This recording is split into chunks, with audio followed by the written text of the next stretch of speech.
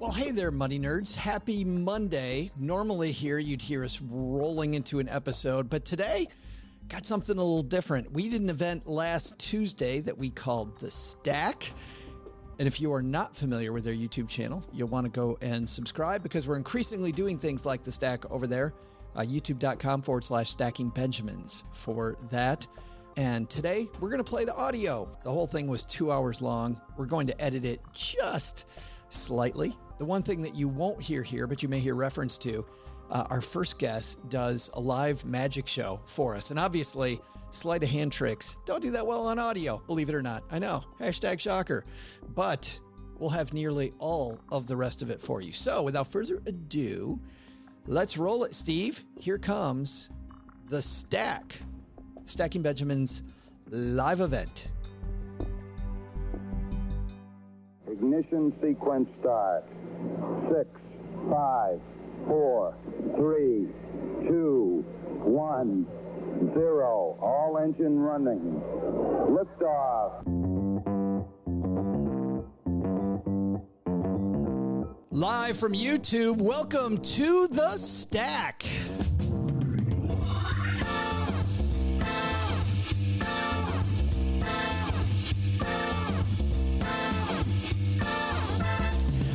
Happy Tuesday, everybody. Welcome to a live event so good. Well, I got to tell you, it's better than doom scrolling social media like I know you were doing all last week. Hey, everybody, I'm Joe Saul-Sehy, Average Joe Money on Twitter. And on tonight's big show, the woman whose book helped start a movement called The FIRE Movement, our favorite philosophical book on money. Say hello to Vicki Robin. Also, the star of a recent Million Stories Faceplant video. He's a guy with a PhD. He's a best-selling author, a mentor, a motivational speaker, and a guy who started all those things while he was in prison. Michael Santos is going to join us. Plus, Silicon Valley's hottest magician, the guy who does magic for billionaires. Kicking off tonight's show, you're going to say hi to Mr. Dan Chan. But first, here he is, my co-host with the most. Everybody mash it on your keyboard right now. Say hello to Jut G. We don't need Doug. Do we need Doug?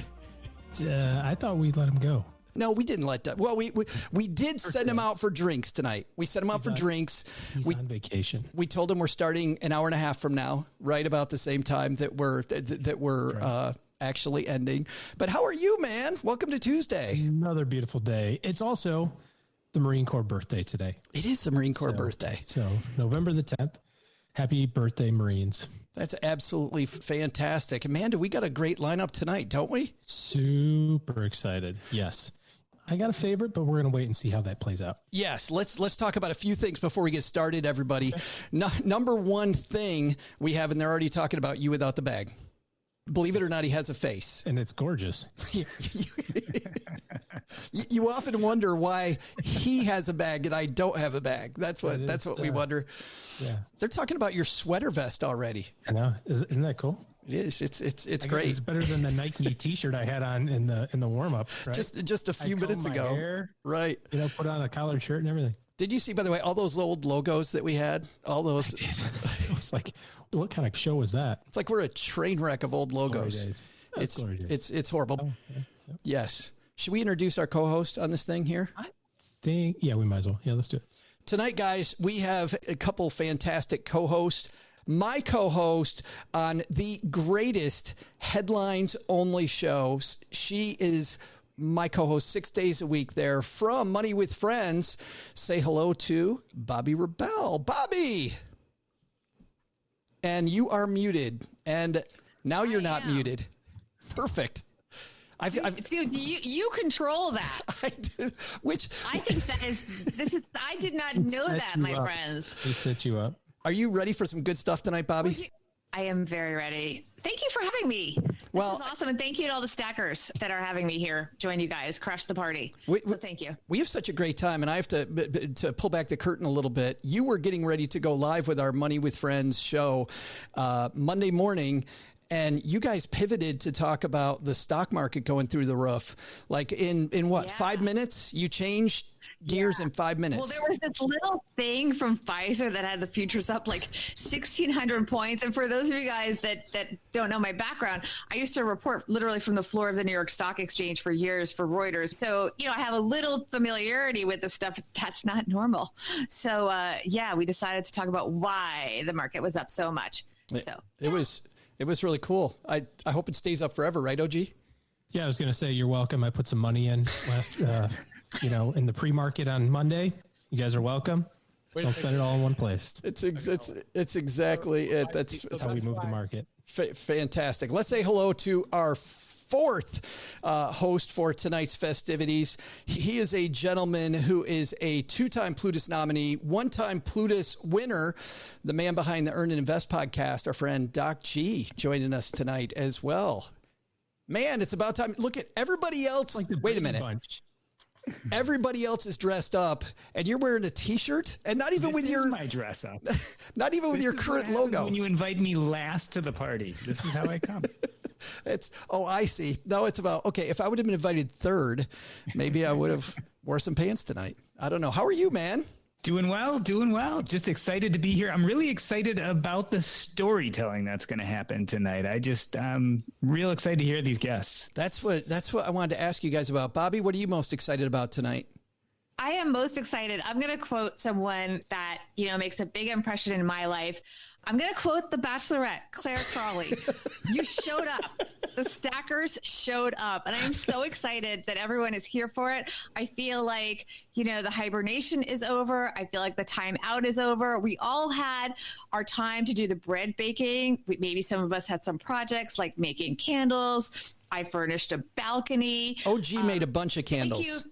Yeah. And and we did the COVID, we all gained the COVID-19, and thank you to our listeners over at Money with Friends, and stackers are welcome to join in for all of the hangover cures that they sent my way during a certain phase.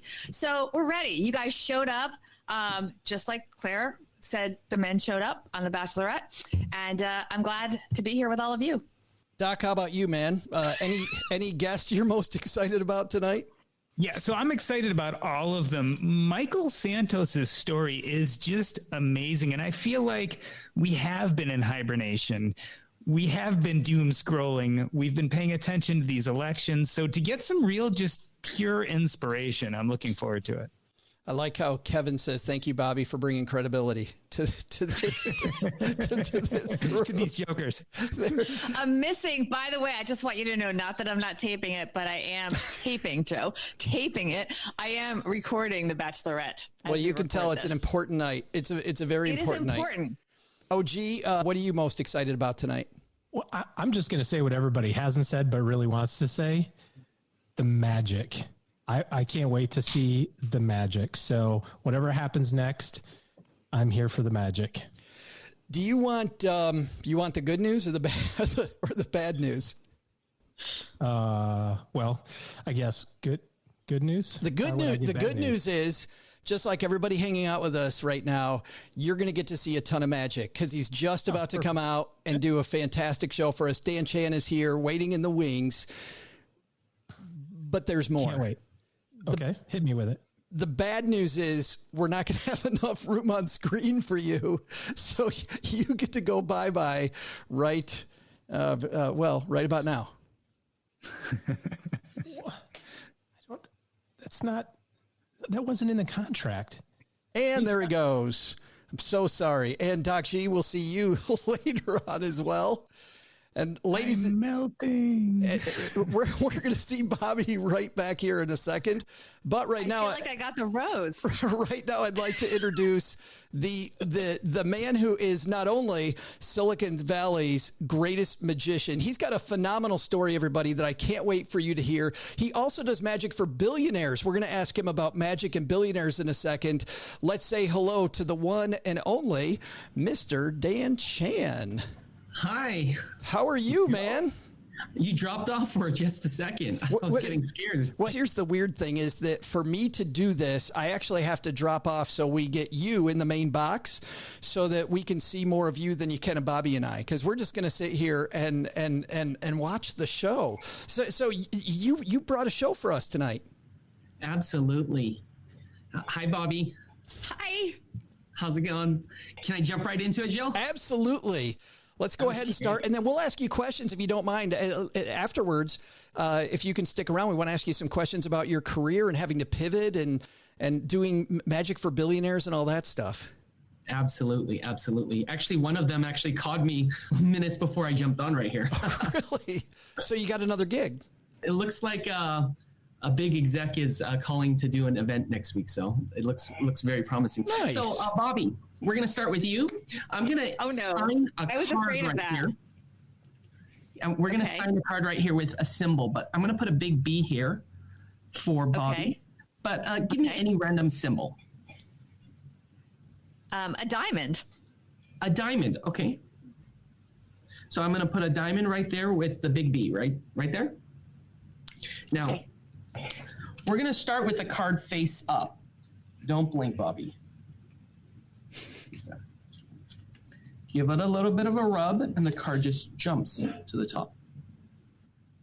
Now, typically audiences go into spontaneous, unsolicited applause, but I'm going to leave that right there. I think I have that button, Dan. And I would just push it in a live show, and I'd show my hand emptied and reach right there and pluck it behind your ear. We got a comment that said, Dan, you should be on Penn and Teller's Full Us. My son was just recently on Access Insider with Penn and Teller. Just recently. Yeah. Oh my God. In the times when you could do that live with people, is that one of the tricks you would do where you do it on somebody else's cell phone? I did a lot of things on cell phone, but a lot of what I'm doing right now, I created just for Zoom. Wow. Okay. Or virtual performances. I've done about 170 corporate events on Zoom. And it's been an exciting journey. And since the pandemic, I've only done about 7 live events. So I think this trend is definitely going to stay. Yeah. Agreed. They want your stock picks, by the way. You see that. That's who our audience is. That's what they, you can tell we got a money geek audience. They showed up for your stock picks. I've invested in all the companies that have hired me, including Google, Neo. Yes. Quite a bit. You know why, though? If people read up more about you, they'll know why. It's actually a very smart reason. We can talk about that. Yeah. Okay, for the last effect, then we'll go into that real quick. Bobby, your thoughts determine your actions. Your actions determine your habits, and your habits determine your destiny. So it's important now more than ever to think of positive thoughts. Look right into my eyes.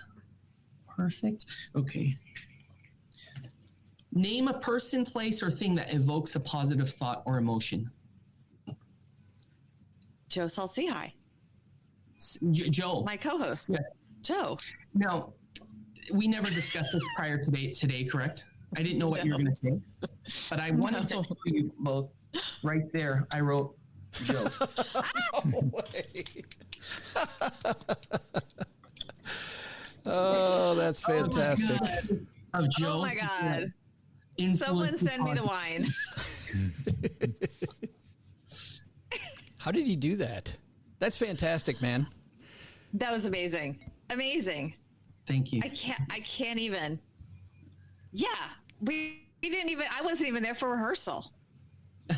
Like the technical rehearsal. You know, you guys we do like a technical check beforehand. And I wasn't even there. I've literally never even virtually met you before. That was so amazing. Can you spend some time talking about your career then? Yeah, I first started off pre-IPO PayPal. I worked alongside, in the same offices as Elon Musk and Peter Thiel way early on in the early 2000s. Did you call him Pete? Did you call him Pete and E? No, I would run into them, and I didn't realize how far my coworkers would go because they would start a lot of other companies, YouTube, many other companies in Silicon Valley. And I just wish I really kept in contact with most of them. I ended up deciding that magic was going to be my thing and started running back into them at some Silicon Valley parties. But did you, well, let's bring OG on as well while we talk to you about your interesting career. Did you cold turkey make the switch, or did you start doing magic part-time on the side and then move in slowly? Like, when did you decide that you were going to jump out of PayPal and do this instead?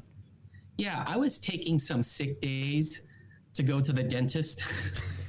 and I was actually taking on gigs. So I was making, as a family entertainer, $250 to $500 for a show, which wasn't bad. But when I started looking at it hourly, I was making more doing magic, and I just hated being in that office. I would remember trying to sneak off to play the video games and go to the ping pong table. So I said, this is definitely not for me. This is a money show. So did you make sure you had like a runway, like a reserve of a few months that you could fall back on? Like, tell me about, because you must have thought, what if it doesn't go well? Yeah, I was already making more on the weekends than I was on the weekdays. And I already had that lift that I needed. I think of a business in terms of like an airplane. You need to have some lift before you take off. And I was already taking off. So that's the only reason why I decided to accept the fate of leaving. Yeah. So. Bobby, you have a question? Yeah, I was impressed. I did a little homework, as I do. You did a lot of market research before you took the leap as well. You really studied what the competition was doing, and you studied how to brand yourself to maximize what you could charge clients. Absolutely. I did a SWOT analysis, which is strength, weakness, opportunity, and threat. And I also thought of it in terms of Porter's 5 forces. What does that mean? Explain that. Porter's 5 forces is just the framework for looking at how you can switch suppliers, or how easy it is for people to give you different pressure. And so it's just 5 different ways to analyze your business. Gotcha. And what did you think the threats were when you're doing your SWOT analysis? Because you must have come up with the fact that, there's a lot of entertainers out there. You're not just competing against other magicians. You're competing against a lot of entertainers. Yeah. The thing with magic, it's such a fun job. I know janitors, I know doctors, I know lawyers who do this as a side hustle. And those are some threats because, for example, the Raiders doctor is also a magician, believe it or not. And you've got he makes the Raider wins disappear. Yeah. Yeah. So those are some of the big threats that you are seeing because it's such a fun job. Who doesn't want to crash a party? Yeah. For part-time. So those are the threats that I analyzed. Yeah. The OG. I was going to say, first of all, it was amazing. I could see the whole thing, and thank you for sharing that. My son in particular is super excited about magic, and I told him that we were going to be doing this, and so I know he's in the other room rewinding the YouTube thing, going, I want to learn how to do this because it was just it was awesome. Tell us about the billionaire magician tag and how that came to be, and what the story is with that. Yeah, how you label yourself is really important. For example, I first started off as Dan Chan, the Magic Man, which is rhymes. There's the rhyme and alliteration. Those are both hypnotic. But then once I started going by Dan Chan, Master Magician, I started getting all the corporate events. But then I ended up performing for billionaires in Sun Valley, Idaho, in Germany, in Shanghai, in Las Vegas. So I just said, hey, I'm just going to claim that title. And that really worked out really well because we performed for over 100 billionaires at different conferences. There you go. We did the conference where we saw Phil Knight and Oprah Winfrey at that conference. So it was pretty cool. You got your son involved in magic. Was it his choice or your choice that he started in the family business? I actually kind of forced him into the magic. At age 4, I kind of forced him and we fought. By age 5, he was juggling 3 balls in the show. By age 8, he was juggling 5 balls and 3 flaming torches. By age 10, he was picking pockets. And by age 12, he was on national television twice. So that was, and once he hit age 6, he stopped fighting with me. And since this is a money podcast, the thing that you'll find interesting is once he started making money, he never argued with me again. It pretty much stopped. He made $120 in 2 hours with breaks, just street performing at Christmas at Union Square. So many years afterwards, he would always ask me, Dad, can we go to Union Square and street perform during Christmas? I need to buy gifts for my family and relatives. And Mike Anderson, yes, I performed at the Magic Castle in Hollywood.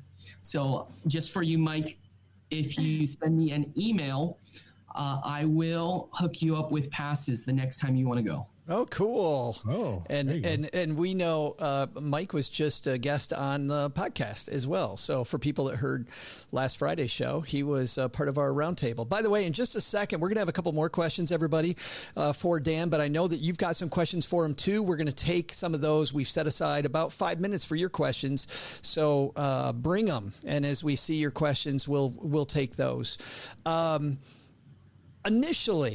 Initially, you must have, Dan, had to take just anything. I can imagine you out in somebody's backyard playing like a children's party, you know. How did you start targeting the types of events that you really wanted and being able to say no to stuff that you didn't want? Well, you start leveraging yourself and start marketing in the way that you want to be perceived. So you'd always have walkaway powder. Once you have one event in a week, you would raise your rates for the next one. So you'd always stay hungry. Gotcha. That's one of the things that I started doing was when you are too cheap, people don't want to buy that, believe it or not. So if you price yourself too low, you're going to lose a lot of business. But if you price yourself too high, you're also going to do the same. So I started giving people options. For example, I said, I'll guarantee an entertainer at your event, but if you want me, the price is a premium. So I would leave options open, which allows you to have leverage. And I think a lot of entertainers don't think about that. They're thinking, oh, I'm just going to take it. But what if my billionaire clients start calling me? Yeah. Then I have to pass that off. And I would tell my regular clients, hey, I'll take this, but it's conditional. And that'll also build my brand because next year, no matter how good you are, they're not going to always want the same magician, even if you're really good. So keeping them, putting that seed in really helps. Oh, gee, I want to pause right there because what Dan's talking about, I think most people, especially when they're starting their side hustle, all they think about is how can I undercharge everybody else? And in between our ears, we got all these reasons why we think we need to have things based on price. And especially when you're new, you can't afford to do that. Well, and Dan, like you said, I mean, at the end of the day, you've got to figure out what your time's worth, and then also recognize that there's some premium discrepancies there. Like you said, when you go to the grocery store and you've got a choice between something that's 25 cents and something that's $2.50 that says premium on it, you're going to assume that you get a better outcome from that, or a better, that's going to be a better thing. And as you continue to practice and build your team, I think that was the important lesson there is that as you grew your brand, you had to have a way for people to still engage with you, even though it wasn't necessarily you, it was still engaging with your brand, which is fantastic. Yeah, Money Saver, I think here in the comments says it right. Price versus value. Amen. That's a better way of saying what I was trying to struggle through. Money Saver cuts to the chase. Ron has a question for you, Dan, which I think, who's your favorite magician? I'm a classic. I love David Copperfield, but I've studied all the greats. I love how short and concise David Blaine is as well. Stick Critter also said, did billionaires ever give you financial advice? I did get some advice from some of these clients, but one thing that I really love doing is taking pictures of every one of their libraries. I would ask for permission, of course, and I would take pictures, and I'd find some overlapping books that you'd see in a lot of their bookshelves. I performed for Tim Ferriss 4 times of the 4-hour work week. And after I performed for him at each of his book launches, I actually went through his book. And there's some gems in there about lifestyle. Yeah. There's some things that I really took away. Was that second best to being on with us? Yeah, of course. Absolutely. And the reason for that is I actually didn't have to drive to get here. I would drive to meet Tim Ferriss. I'm just saying, I probably would. I'd be all right. I would drive to meet Dan. Yes. Awesome. Yeah. When you're out in Fremont, let me know. And definitely if Tim Ferriss throws another party, I'll try to sneak you in. as my sound guy, right? Sound guy. As anything. I could be the guy you cut in half. I don't even care. I've got a question for you from James Hill. Says, Dan, how do you make financial plans and budget in a career with variable income? And I love this question because there's a lot of people out there who are paid by commission or they don't get a steady paycheck. Like, how do you decide how much you're going to eat every week when you're not sure what's coming?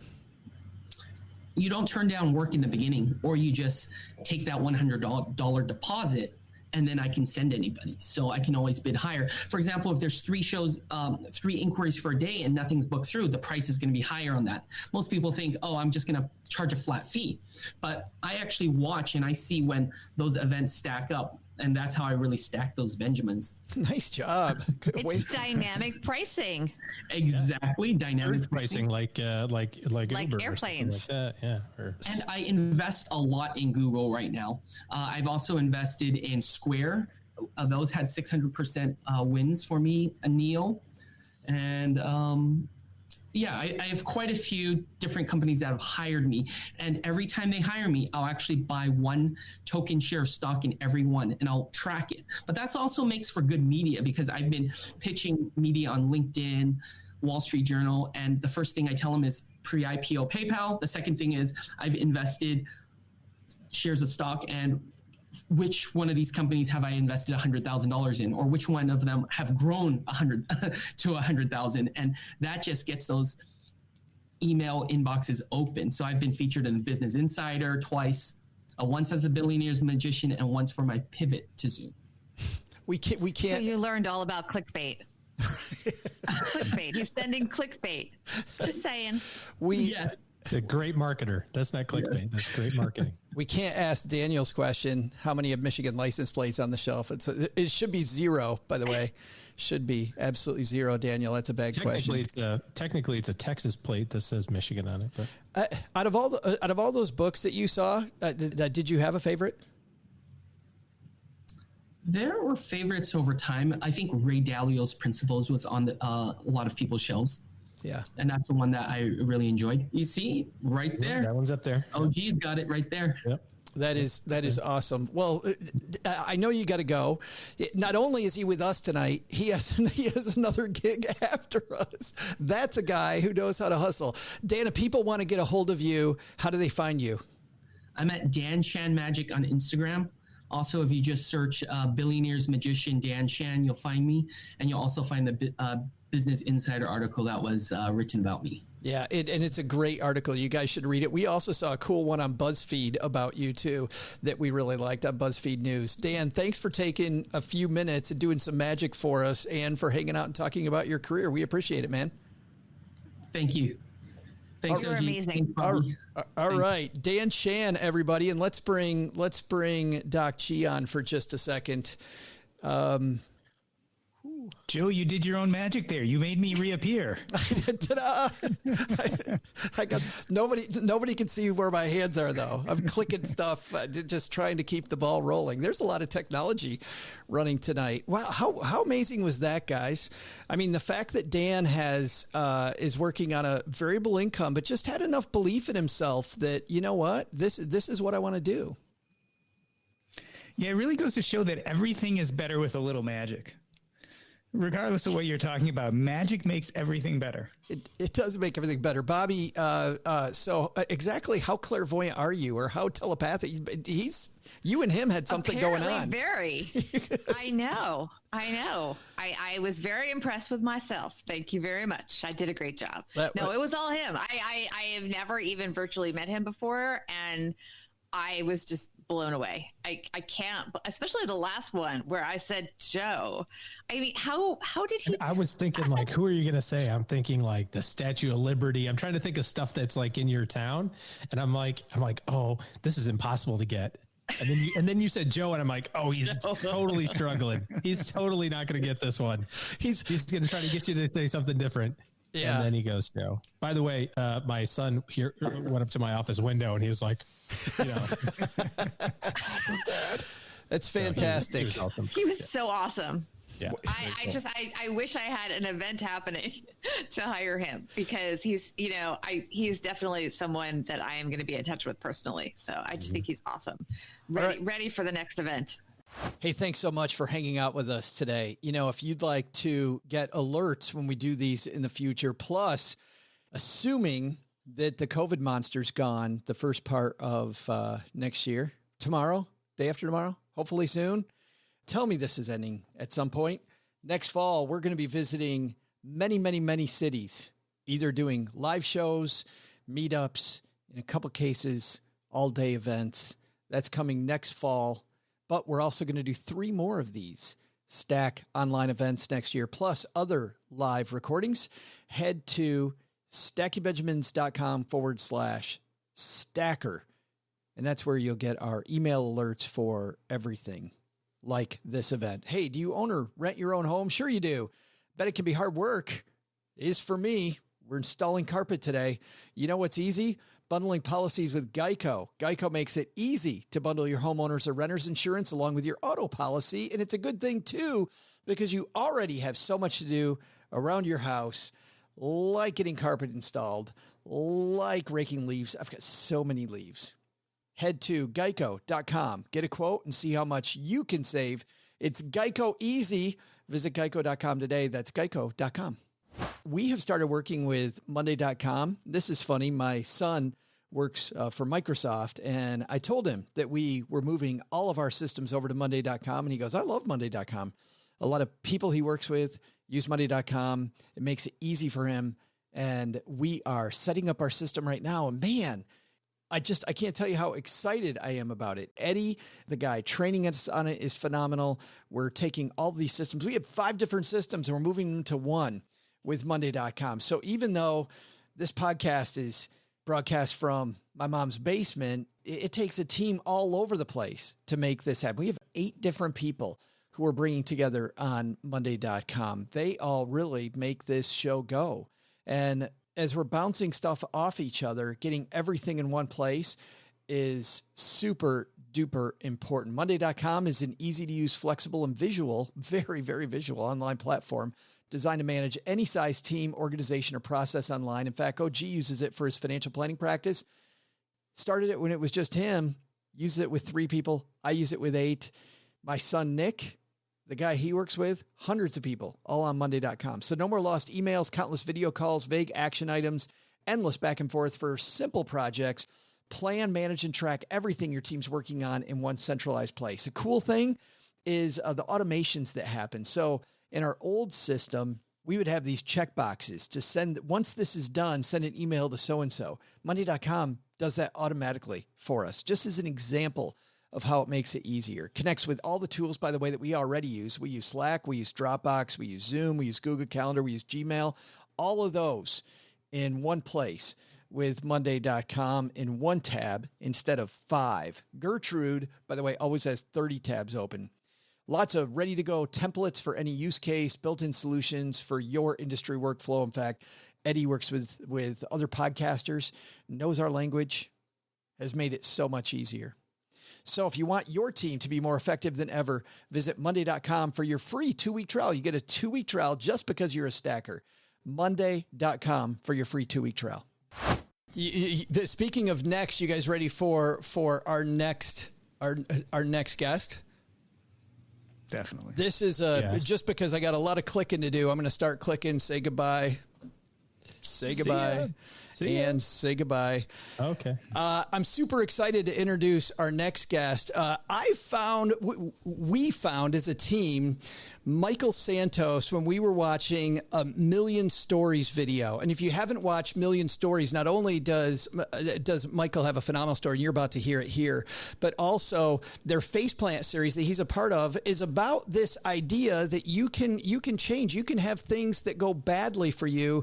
And Michael's had, as you're about to see, a lot of stuff go badly for him, and you can change your life around. You can change things. And so for tonight, we created a link just so I can say it while people are watching, because I wasn't going to be able to put the whole thing on the screen. StackyBenjamins.com /faceplant. So go to StackyBenjamins.com /faceplant. But you know what? We'll have the direct link on our show notes page at StackyBenjamins.com. But enough about that.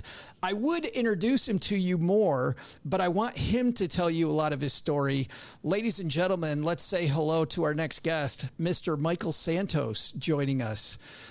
Hey, thanks so much for having me. Super excited to be here with your team. How do you follow a magician? Yeah, it's amazing, right? You got to make myself appear or disappear. I don't know how to do that, but I am glad to be able to talk with your team and spend time with your audience. Well, you made yourself disappear from society for 20-something years, right? Yeah, some bad decisions as a young man put me in the crosshairs of the criminal justice system and gave me 26 years of free room and board. Right, fantastic. Let's start at the very beginning, Michael, because I'm curious. You're a kid growing up in Seattle. You're from what seems like a great family, like a average family. You were helping out with the business and didn't really love helping out with the family business? Yeah, I didn't quite have the good character to stick with my father's immigrant story of coming to America and working hard and building a great business. I got a little bit influenced by the fast life. I saw this movie Scarface and didn't quite get the meaning that at the end of this movie, you're either going to end up dead or in prison. And as a result, I just started moving down this path that put me into some very complicated situations. I want to stop on Scarface for just a second because I saw Scarface. And for people that haven't seen Scarface, there's a scene there partway through the movie, Michael. Well, you know the scene very much, where a guy, they handcuff him to a shower and they take out a chainsaw. And bad stuff happens. Like for me, if I watch that's the main scene I remember from Scarface. But that scene didn't faze you at all? So I remembered a better scene was when he was picking up the Porsche 928. And I said, now that's what I want to do. So we tend to see what we like to see, particularly when we have all the wisdom of a 20-year-old, which is what I had back in 1985 when I saw that movie. And like I said, it just led me down this rather lengthy path of about 18 months of moving to South Florida, wrongfully believing that if I didn't get caught with cocaine, I wouldn't really be breaking the law. So I put other people in between me and the drugs, and it didn't work out so well for me in the end. Did you start, though? Did you start with drugs in Seattle, or did you fly to Miami to get involved? Well, I saw the movie. My father's from Cuba. So as they showed on Faceplant, I had a friend that his father had escaped with my father. And I just figured since he'd grown up in Miami, he must know somebody. So I just called him on the phone and did market research that way and just asked, what is the price of cocaine in South Florida? And I learned it. And then I found people that were kind of in this fast life that I was running in when I was 20 and tried to find out what is the price in Seattle. And that little bit of market research convinced me to make the trip to South Florida. And within 24 hours, I was a drug dealer. So you were plugged in. I was plugged in. Yeah. I called the guy. I said, you must know somebody. He says, of course, I live in Miami. And he introduced me to people, and days later I was trafficking, and it lasted for about 18 months. That's what I was going to ask. How good was the money? Well, for a 20-year-old, it seemed like a lot, but when you amortize it out and you figure, well, you're going to do 26 years in prison, it's really not great. It seemed better then than it does now, is what you're saying, I think. Yeah, I mean, I was really blinded. This was before we really launched the war on drugs. Like I said, this was in 1985. Ronald Reagan was in the White House. In my limited vision during the recklessness of youth, cocaine kind of had this glamorous feel to it for me. And I believed that if I wasn't touching it or storing it, I wasn't really breaking the law. And so I would just have my friends pick it up and deliver it. And of course, that exposed me to much more serious complications with the law. Yeah, that's interesting because you always thought being insulated, that one step would insulate you. I mean, and it's funny saying that now. Like whenever I see you say that line, you kind of have like this eye roll. Like, yeah, I thought then. Well, I was really. There's nobody that's responsible but me. I mean, I made my decisions. I never say that I made a mistake because I knew what I was doing. I was trying to engage in this quick money scheme, and it was a bad idea, and it cost. I regret what I did, but it sent me through prison where I had an opportunity to reinvent myself, to recalibrate, and work towards striving to make amends. B. Morrill has a comment that I thought was kind of funny. He says, "Does being a Miami drug dealer come with a good 401k match?" Probably. Yeah, I don't think so. Probably not. Did you ever feel like, Scarface, right? Violence, all this stuff. Did you ever feel like you personally were in danger? No, I only, there were all kids like my age, 20 years old that were, from suburban backgrounds that, this was before the proliferation of gangs. And I mean, there was certainly a lot of violence, but there was no guns in our case. It was just all suburban kids involved in something wrong. And when people got caught, they pleaded guilty. They did the right thing, pleaded guilty, and they cooperated against me. And I was the one that didn't cooperate. And so I got a 45-year sentence. Yeah. And I want to ask that because, man, my blood kind of boiled when I saw that. I mean, it sounded a lot like bad financial advisors, bad lawyers, like you had what seemed like the worst. But before we get there, at some point you felt threatened because you fled. Tell me about the decision to flee the country. Could you feel that you might get arrested at that point? Why did you leave? Yeah, it's a funny thing. I grew up in an immigrant family and, always working hard and wanting to be something that I guess I wasn't. And so that, I think insecurity is what led me into that path, as they showed so well on the Faceplant episode that A Million Stories published.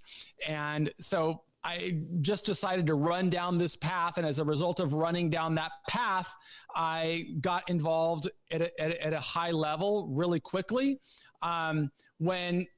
By the time I was in it for about 15 months, I really recognized that I'd made some bad decisions. I didn't like being a criminal. I didn't even like acknowledging that I was a criminal. And so people around me started to get in trouble. And so I just wanted to start my life someplace else. And I went to Spain thinking that would be a place to reinvent my life. Well, that's what I was thinking. Even when I was hearing your story, I was watching the video and I for the first time getting introduced to you, and I saw Spain. I'm like, that sounds great. Yeah, it was. I mean, everything was an illusion for me at that time in my life. And I just didn't fully appreciate the magnitude of harm that I was causing, not only to the people that were abusing drugs, but also to my family and the people who cared about me. And then when I got caught, I went and made a series of more bad decisions. I didn't accept responsibility. I didn't plead guilty, even though I knew I was guilty. I went to trial and just really dug myself into a very deep hole. Tell me about just briefly when you got back to Miami, and I'm just imagining the knock on the door. I was in Spain. I called my attorney because I had an attorney on retainer. I just said, "Is everything okay?" He said, "Yeah, it's fine." I came back to the United States, and I may have been in the United States for 2 weeks or so. And the DEA came to, I lived on Key Biscayne, and they came to the place that I was living, and I could see their windbreakers with the DEA emblazoned on their back. And they just told me to put my hands up, and that was it. That was August the 11th, 1987. I had no idea the complexity of crime that I was involved in, but I was facing a sentence of life without the possibility of parole. I didn't know what that meant. I'd never been arrested before, but I was taken into custody that day on Key Biscayne on August 11th, 1987, and I was incarcerated for 9,500 days. Man, and I'm just imagining what's going on in your head at that time, but your lawyer tells you to fight it. Yeah, well, my lawyer, I mean, there are a lot of great lawyers, but when you have a kid like me that was somewhat arrogant and really wanted to believe that I wasn't going to go to prison, you'll have some lawyers that will tell you what you want to hear rather than what you need to hear. What I needed to hear was, you've made some bad decisions. It's time to recalibrate and make amends and accept responsibility, and you're going to go to prison, but you can resume your life. I didn't hear that message. And as a result, I made every bad decision a guy could make. And I was convicted at trial. I perjured myself on the stand, exposing myself to a longer sentence. And at the end of the day, my judge sentenced me to 45 years. But at the time that I was sentenced, there was a different sentencing scheme in place, and it resulted in me serving 26 years. Yeah. So everybody has a low point where they know that things just have to change. When did you have your low point, and walk me through that? I was inside the Pierce County Jail in Tacoma, Washington. It wasn't until I was convicted, till a jury returned a verdict of guilty on all counts. And I just went back and I was in a solitary cell, and I remember lying on my rack and just putting my hands behind my head and staring at the ceiling and not believing that this is going to be my life. But I had to accept it at that moment. And at that moment, I start to pray, and it was those prayers that led me to a philosophy book. And like I said before, I didn't know how to spell philosophy. I think I said that on the Faceplant episode. But I'm reading this story of Socrates, who was facing a death sentence and waiting for his execution. And his response to that really changed my mindset and helped me realize that what I need to do today is stop thinking about the bad decisions that I make or what's happening to me, and start thinking about people like you and the audience of Stacking Benjamins, and saying, what, if anything, can I do to make amends and start working my way back, or climbing my way back to a life of liberty and contribution and meaning. This is the amazing part of the story, and I absolutely love this. What's the first thing then that you did on your path to redemption, really redemption of yourself, or for yourself? So great question. I remember reading this story of the Crito of Socrates inside of a jail cell and feeling so inspired. I hadn't been sentenced yet, but I felt so inspired after reading that story that I got up and I took this little pencil, right? I mean, this bit of technology, a little smaller than this, because this would have been a weapon in the jail. So I took this pen and I started writing letters, and I wrote a letter to the newspaper that had been covering my trial. And I told them I'd made a lot of bad decisions and I was going to change my life. And every day that I serve in prison, I'm going to work toward making amends. And I articulated this plan that I kind of learned from Socrates, that by thinking instead of what I want, what's happening to me, I start thinking about what, if anything, could I do to earn liberty or to earn freedom. And it came across with this 3-pronged plan that guided me through every day going forward after that.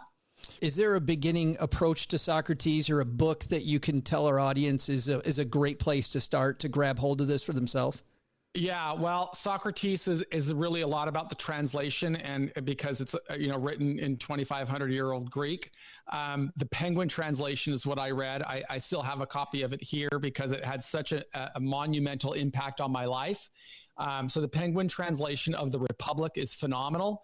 It really helps a person learn how to think. And for your audience who's really always learning how to reinvent itself and build a stronger financial background, I think that always begins by asking good questions. And so if we read Plato's Republic and you get into this story of the dialogues, we really learn how every decision we make opens opportunities or presents threats, like Mr. Chan had said in the previous episode, the SWOT analysis. What are our strengths? What are our weaknesses? Our opportunities and our threats? And really, we'd like to think of that as being a modern recipe for success in this era. But the reality is that's the same thing that Socrates taught, is really identify how you define value in your life and what can you do to get there. And that's what I learned from that book. So it's the most powerful book for me was The Republic by Plato. Life-changing. You started off, and let's bring in OG and Bobby Rebell again, because they'll have some questions too for you, Michael. But I wanted to ask about your degrees, because you set out. My understanding is you set out. Correct me if I'm wrong, but you set out to get a bachelor's degree. You end up with a PhD. Tell me about that. Yeah, so I want to clarify that. I was in prison. I read this story of Socrates. It made me come up with this 3-pronged plan that said every day that I serve in prison, I'm going to try and reconcile. And I thought, what do I need to do to reconcile? And that was 3 things. One was, people in society would want me to educate myself. That would be one way that I could show I don't want to be a criminal anymore. So I focused on education. The second was finding ways to contribute to society in meaningful, measurable ways. And 3 was to build a strong support network. That was like my 3-part plan to make it through. And so I started writing letters because I didn't have any money. So I started writing letters to universities and just saying, I made really bad decisions. I'm in prison. I'm serving a 45-year sentence, but I want to be a law-abiding citizen someday. And can I go to school? And, you send 1 letter, no response, 10 letters, 10 times better chance of not getting a response. But if you send 100 letters, you get a response. And I was really blessed to get an opportunity to study. And I earned my undergraduate degree in 1992. Then I wanted to go to law school. I started writing to law schools. They told me that, you can't do that while you're in prison, maybe when you come home.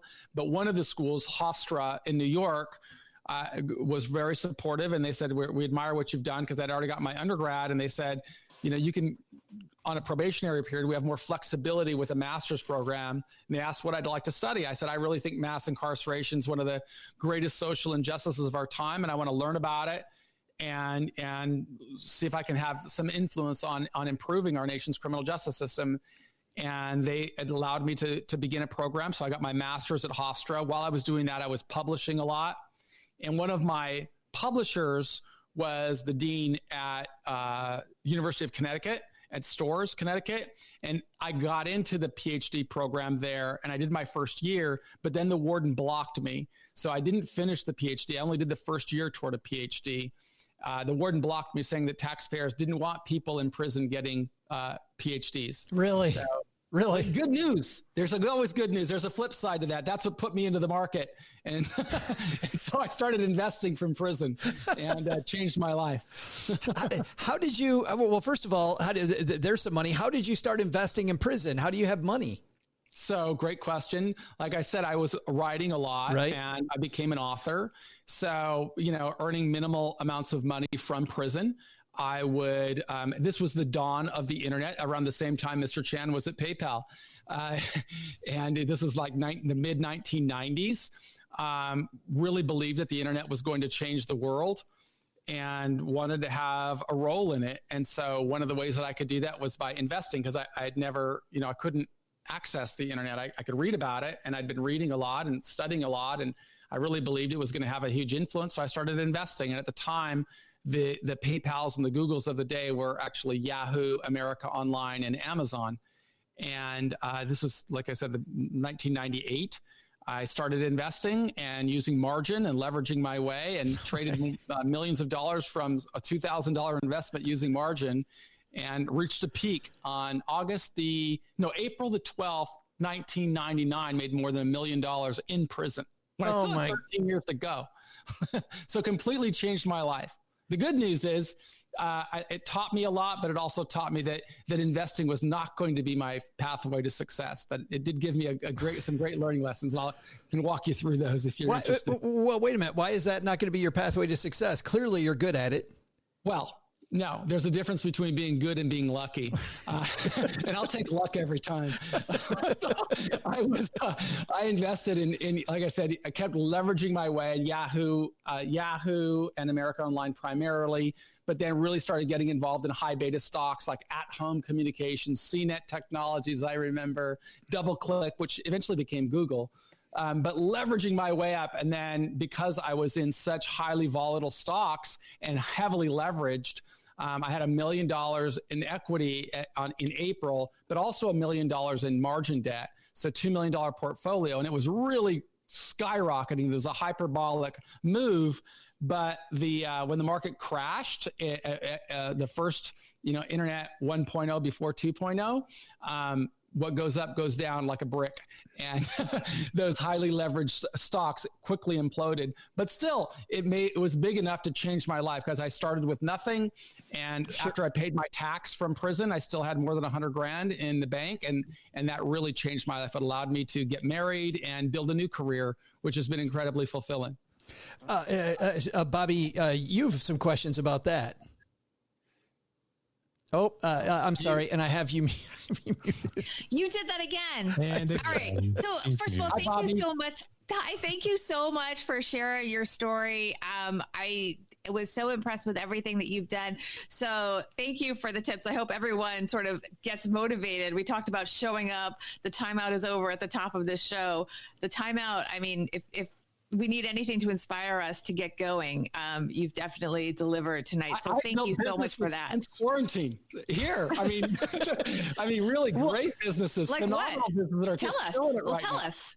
Tell us. So I have a website at prisonprofessors.com. And one of the things that I do is I create digital content that I sell to jails and prisons across America.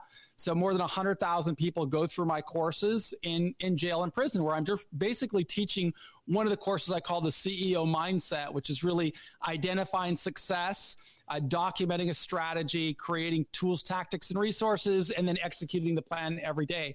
And I document it by creating these videos that I publish on our YouTube channel. But then I put them on flash drives or on a cloud-based system and send them into jails and prisons, where people in jail and prisons, they're overly represented by people of color and people that don't have opportunities. My message to them is, there's not going to be a lot of job opportunities for when you come out. I'm going to teach you how to think differently and start preparing yourself an entrepreneurial mindset. And so that's been a really phenomenal business for me, where I'm in, every state prison in California, several federal Bureau of Prisons facilities. But that led me to do something else, because I started interacting with so many formerly incarcerated people that didn't have jobs. And if you look on my website now, I've built this whole new contributors page where I'm building a business for government investigations that helps small and medium-sized business owners understand that have nothing to do with law enforcement, but help them understand how decisions in the course of business, sadly, leads many people into very costly government investigations and sometimes white-collar crimes. So our team could go in there and help people, and it's a very lucrative market. It's a great niche, and I'm really bullish on it. The thing that, and I don't know if it was in the Million Stories video, Michael, or if it was elsewhere, but part of the reason you're really passionate about this is when you were getting out, somebody said something to you about how lucky you were, how different you were. I don't remember exactly what happened, but I remember thinking, I can't believe somebody would say that to you. Tell that story, if you know what the hell I'm talking about.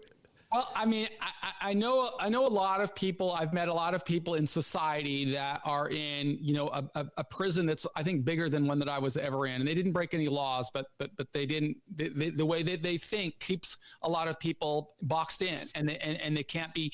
Something like a national pandemic or a global pandemic happens, and their life just spins out of control. But the reality is, all of us have the power within to find a way through, and it's just discipline. And it really starts, as I said, by defining success and learning these strategies that leaders like Socrates or Mandela or Viktor Frankl or Warren Buffett or Steve Jobs or Bill Gates. Steve Jobs had a great quote. He said, a good artist copies ideas, but a great artist steals ideas. And since I was in prison, I just stole ideas from all these great leaders, and they really helped me transform my life. And, I do feel lucky, and I do feel fortunate in so many ways, because, I've been able to weather the storms of human life, and life is like a journey, and I've learned that from leaders, both fictional and non-fictional. And they help me grow. So I'm lucky. We're all lucky. We're about to take questions from you guys hanging out with us. So bring your questions. I know we have a few. I'm going to flip back through those here in a second. But OG, I'll tell you what. Thank you for your story, Michael. I appreciate that. And if you needed some motivation to put one foot in front of the other tomorrow for whatever reason, and you can't get it out of your story, something must be wrong. The thing that really struck me, you were talking about how you finally figured out that you made some bad decisions. And at that point in time, you just kind of came to acceptance with that and said, okay, that stuff's in the past. It is what it is. Here I am. And now I have to make different decisions. And it really struck me because from a money perspective, sometimes we get so tied up in like, oh, I can't get out of this, or I may, and thinking about like debt or a bad relationship that ruined some stuff, or I went to school and I've got hundreds of thousands of dollars of student loans and I don't see a way out of this. And we see this on the show a lot. I think that the biggest message, and what I heard you say was, it's okay. This stuff's in the past, and now you just have to make different decisions moving forward and be okay with the new decisions. And it didn't take you a long time it did take you a long time to get into this trouble. It's going to take you a lot of time to get out of it too. But we all can, and that's the empowering message that I think is that we're all resilient. We all have challenges in life, and we all can create lives of meaning and relevance and dignity if we can really adhere to that principled path of identifying what is success for us. And I hear from Bill Fligard, what has life been like after leaving prison? Well, Bill, thanks first of all for answering the question, but every day is a dream, of course. I mean, I live here in a beautiful community in Orange County, and I'm married. I got married in prison. I've been married now for 18 years, and have just opportunities that every day I feel blessed, and every day I feel fortunate, and I have the great fulfilling job of being able to work with people who are in challenging situations and show them a pathway to make it through. And that's what I do every day. So it's exciting. You've spoken a lot about prison reform, books about prison reform. Mike has done some classes, I believe he said, on at a community course for 4 semesters at youth prison in California. He asks, how close is the correlation with education reduction of recidivism? Easy for you to say. It totally is in our prisons. Yeah, it's very clear that education is really, in my opinion, as close as we're going to get to an elixir to the prison system is helping people that have been marginalized and frequently struggle through intergenerational cycles of recidivism. So they really come into the world without a lot of opportunity or chance. Or situationally, they go into the prison system. And the irony in prison, we call it a system of corrections, but the longer we expose somebody to corrections, the less likely that person is to function in society. So education is really the only pathway that can change it. We've got to learn how to think differently. We've got to learn, if we're in prison, we've got to learn how to be very intentional with regard to the people we associate with. And we've got to learn how to really live a values-based, goal-oriented life. And truthfully, anybody who's been in prison, in my mind, has a duty and a responsibility, if you become successful on the other side, to go back in.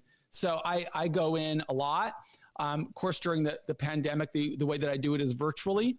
But I have been in prisons. And the funny thing, when I go into prisons now, I'll go in suited up and they'll look at me like I'm, a lawyer or a probation officer or something. And someone say, that fool was never in prison. And I said, you think you're giving me an insult because I don't look hard enough? There's a little secret in that. That was the plan, to come back and be able to function out here. And that's what I try to teach other people how to do. That is fantastic. I'm so happy you were able to hang out with us and share some of your story. Where can people reach you, Michael? I think the easiest way is through prisonprofessors.com or our YouTube channel at Prison Professors. But I am really super easy to find on Google. If you just know my name, Michael Santos. I do want to recommend again that people visit the amazing story that the Singleton Foundation produced at millionstories.com on Faceplant, because they just offer so much great education for people in your audience that are striving to build economic security. And in this era of a pandemic, it's super important to focus on opportunities to grow. Yeah, I agree. Your story, Glozell's story, there's so many cool stories there, and they do such a great job. For people that don't know about the Million Stories people, these people are all Hollywood professionals. And so they take these videos, and I've been telling everybody, Michael, like the best 9 minutes you can spend is watching Michael Santos' story.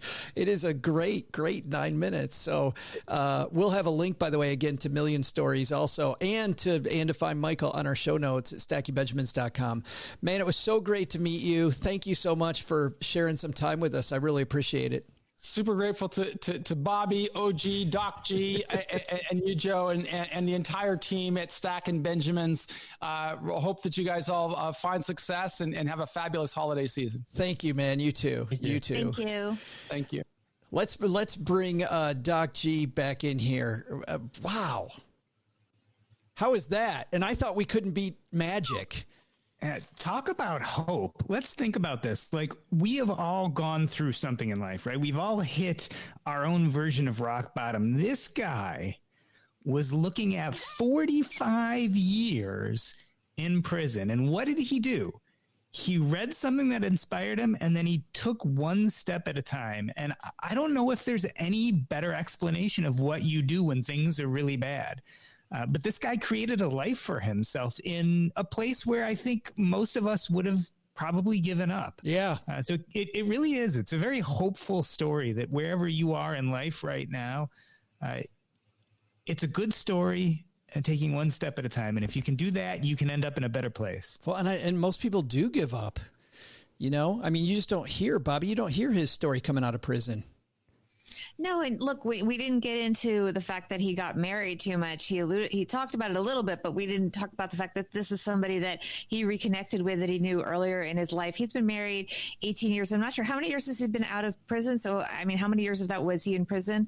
I mean, the fact that his vision was so compelling that, you know, he was able to fall in love with, you know, to have this marriage be successful. And it just seems so wonderful to have that whole life. And he really thought forward. It almost reminds me of, you know, those, you know, when they tell you to think about your future self, you know, there's no apps that'll make you look old, even before you're old. But, you know, it almost feels like he looked at his future self while he was in prison and said, what do I want this future me to look like and for my life to look like? And I want to have, you know, a family, and I want to have, you know, financial security, and I want to have a mission, a purpose, which is all the things that he's doing. I mean, he talks about them as businesses, which they are, but they're very much businesses with a purpose. I mean, he is definitely out there, you know, helping the world. It's not just about the money. And he's very flip about the fact that he, you know, lost the paper money from the stock market.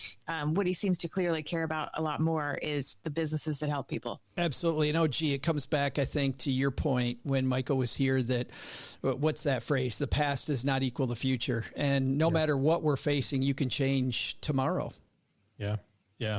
Yeah. It's just, you know, tomorrow is however you want it to be. Right. I mean, it's just, it's not here yet. So you get to decide what you want it to look like. Such an amazing story. I'm not easily impressed, but that's impressive.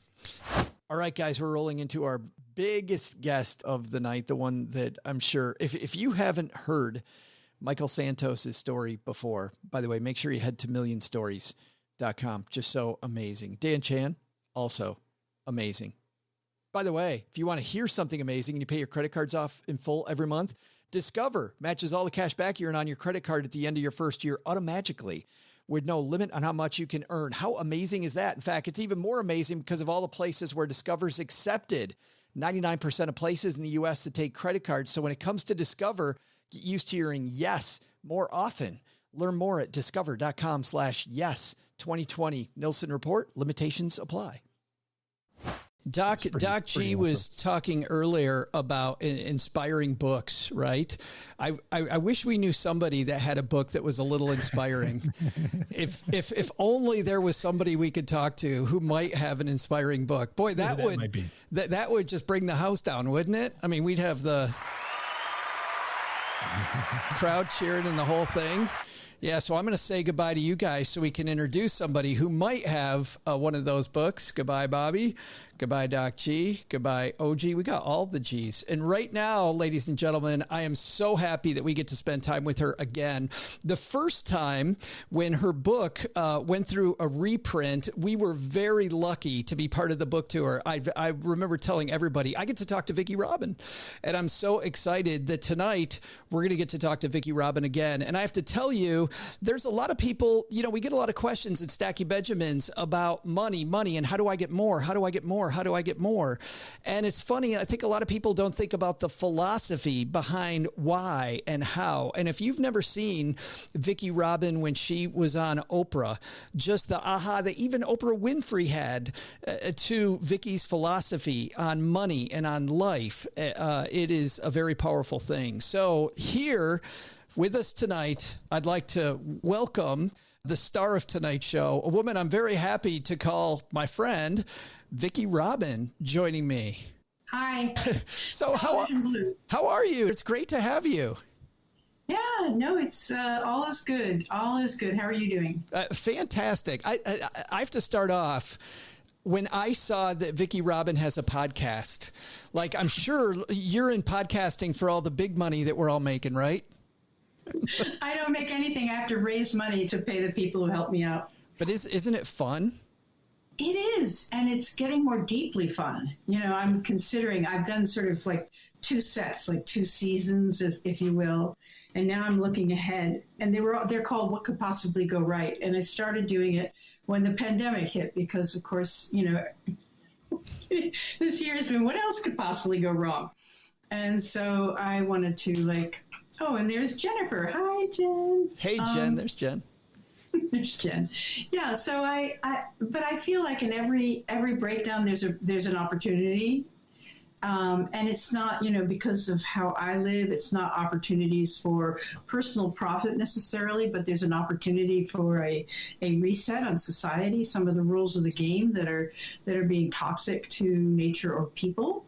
So I was very curious. So I got a lot of really interesting, what I call cultural scouts on, people who have, who are far-seeing, long in tooth, and activists. Like, what are you seeing on the horizon? The dust that's flying. Yeah, like looking into the fog. Yeah, exactly. And such interesting answers, and answers that have helped me. Very much helped me.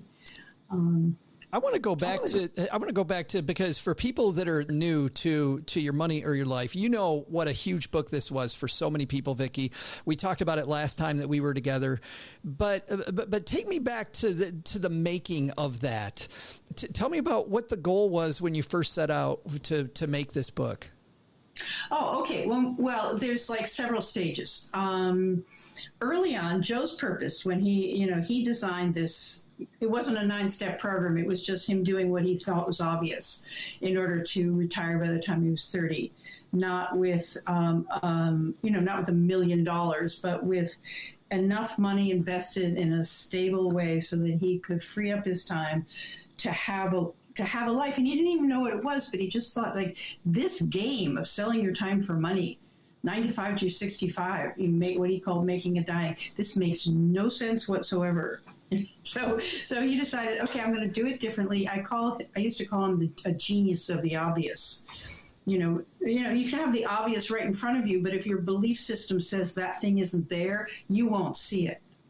But for Joe, he didn't have that sort of cloud of false beliefs. And he just looked at it, he said, this game doesn't work. The only people the game works for are the people who do not identify themselves as according to money and stuff.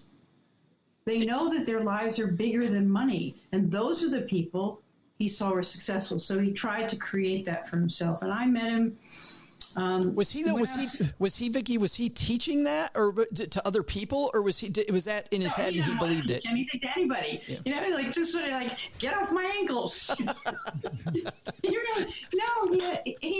I mean, if anything, over the years. So I met him fairly soon after his own early retirement. We were at an event together, and what he told me was made perfect sense to me. And I had saved some money. And I was also like him. I was sort of a smart person on a quest for truth. And back in 1969, you could do that without, it was sort of a boomer privilege that we could actually step outside of that sort of lockstep chain. I mean, I know people now can't really step off that conveyor belt very easily and survive, but we could. And so we really wanted to think about life. And so that was that's what drew me to him. And he explained his methodology. And I took the money that I had saved that I was going to like spend through and then, go back to work. And I invested it. And I lived on almost nothing. So anyway, money is such a great way to ask the question, what matters most? What's really real to me? I have a limited amount of time in my life, and this is part of what we teach in Your Money, Your Life, is basically, especially with credit cards, money seems infinite. Like there's always more where that came from somehow. I can always make more. But your life is limited. And let's take a look at how many real hours you have and what you want to do in that life. And it's just one of the tools in Your Money, Your Life that helps people step back from trying to play the obvious game better, trying to play the money game better, because the money game dominates everything in our society. It's sort of what the game we're given to play. So if you step back from that and you say, okay, I want to be a good partner, I want to be a good son or daughter, aunt or uncle, mother, father. I'll have all that stuff that I want to do with my time. I really would like to learn another language. I'd like to travel. It's like you start listing off the things that you would love to have in your life. And most of them, if you say you want money, I don't believe you want money. You just think that money mediates the opportunity to have the things that you really want. And so you start to take a look at what you really want and how much of your life energy do you really want to invest in the money game, for how long. And that's actually what produced the whole program of, that's become like sort of the Fire Bible, which is you make as much as you can without compromising your integrity and your health. You spend as little as you can. You pay off your debt. You develop savings, and you invest that in instruments that are fairly reliable. They will reliably throw off an income, so you can liberate your time for being a good partner, aunt, uncle, mother, father, sister, brother, so that you can, traveler, artist, write the great American novel, or maybe 2 or 3 or 5 great American novels. Don't sell many, but still it doesn't matter because you have an income. Well, initially, before you started teaching this, was the goal just to see how little you could live on and then pick the things that were important and spend more on those yourself? Or were you play testing? Like initially, what was the goal? The goal really was to step out of a life defined by money and to see what else was there. So I mean, there's a lot of funny stories back in there, So I lived, and I was part of a group, and Joe was part of the group as well. And we lived in northern Wisconsin on a homestead. I mean, we built a homestead out of a sort of a boggy cranberry bog in northern Wisconsin, but we had access to it. And a lot of it for me was about resourcefulness. I wanted to, I studied botany, I studied animal husbandry, I studied canning, and I studied everything. I rebuilt the engine in my car twice, and probably I didn't do it right the first time. But anyway, I learned internal combustion engine. I learned everything I possibly could about reality. Reality, in our society, you have money, and money allows you to avoid a lot of reality. All you have to do is deal with the reality of money, and then you can go to the store and buy your food and, pay your rent. I mean, there's a lot of things you don't have to know. So I was really interested in taking money out of the equation as an adventure. Now, I know in a way I was privileged to be able to live on very little. I lived on about $100 a month for holy cow, 6 years of my life, and grew a half-acre garden, and we hunted and butchered and canned, and and so I have all that. I graduated from Brown University, but my real education was traipsing around in the woods. We raised a pig, we raised chickens. I mean, I have 4 chickens in my backyard now. So basically, part of it was disintermediating money, throw my creativity, my hard work? Because now I'm 75, so it's a little harder with arthritis, to do all the things I did back then. But I did build a chicken run, so But you got the cat doing all the work now, right? Isn't the cat doing all the work? She does everything. So basically, that was part of the quest at that time, was to master domains of life that you are not taught in school. They are not social roles. Nobody has authorized them, but they're essential pieces of being alive. And I loved doing that. I learned so much. Like I learned auto mechanics. It's not something I really thought I was going to do in my life. When did you decide to start teaching this, though? How did you pivot from, this is working for me, to let's... Basically, here's the deal. There's two things. There's like phase one was the sort of being asked after a while. People would say, well, how do you make money? And we say, well, we live on a passive income, not very much. And so that we can free our time to learn about life. And so eventually people were just like pulling this out of Joe, like, how did you do it? And when he described what he did, he actually distinguished something that's now called the 9-step program. But it's an approach to money that allows you to see through. It basically liberates your mind. The first level is liberating your mind from identification with who you are as your financial life. How you make money, how much you have, the stuff you have. The improving and upgrading stuff you have. So part of it is unhooking your mind, and part of it is this very practical process. So first we were teaching it to people just so that they could liberate their time, like many bloggers are doing now. We didn't really we gave away all the money. We gave away all the money, until like 20 years into this. We didn't keep any money, but then by then Joe had passed, and I had cancer, and I sort of looked around and thought, how am I going to pay for my cancer? Like, oh, there's some money coming in from this book. I can do that. I got to do a book tour, right? Really. So, but the second thing is that after about 8 years of teaching this, and we studied people, and we called them after like 6 months. We found out that people who actually stuck with this approach to money, after 6 months, they were spending about 20% less, and they were happier. And that was like a statistic that we were carrying along with us. And then I got religion on sustainability, which is basically meeting our needs today in a way that does not diminish the capacity of future generations to meet their needs. This was like a big idea in the 1980s.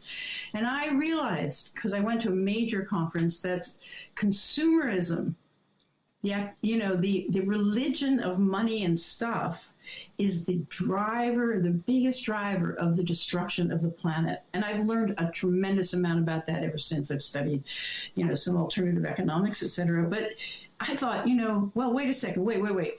Because I know that this program, if I could get everybody on the planet to do it, or at least everybody in Western society, we would reduce consumption by 20%.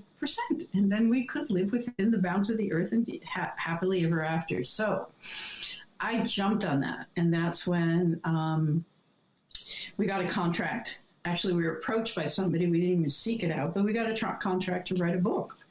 And that's what we did. And we wrote the book with the intention of it being bestseller because... Of course. Because why else are you going to write a book? Why else? No. I mean, but what our intention was, we want everybody to read this book and apply it because we're going to save the planet. I'll tell you, I was a missionary for that.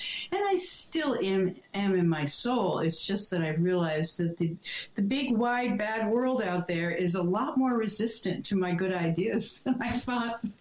It's only a matter of time, though, Vicki. It's only a matter of time. I'm going to bring on the G's. We got OG coming. We got Doc G coming, and because I'm sure they have some questions for you as well. But I want to ask you one other thing. You because of how passionate you are about this. This is why you believe. You're talking about saving the planet, but at the same time, this makes you think very locally about investing. I know.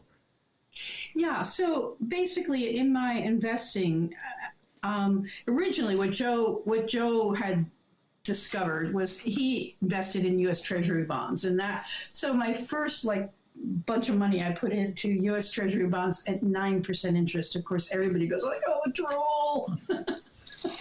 Yeah, but that strategy, is not working anymore, and I didn't want to put money into the market. I'm a nervous Nelly, and I also am very aware that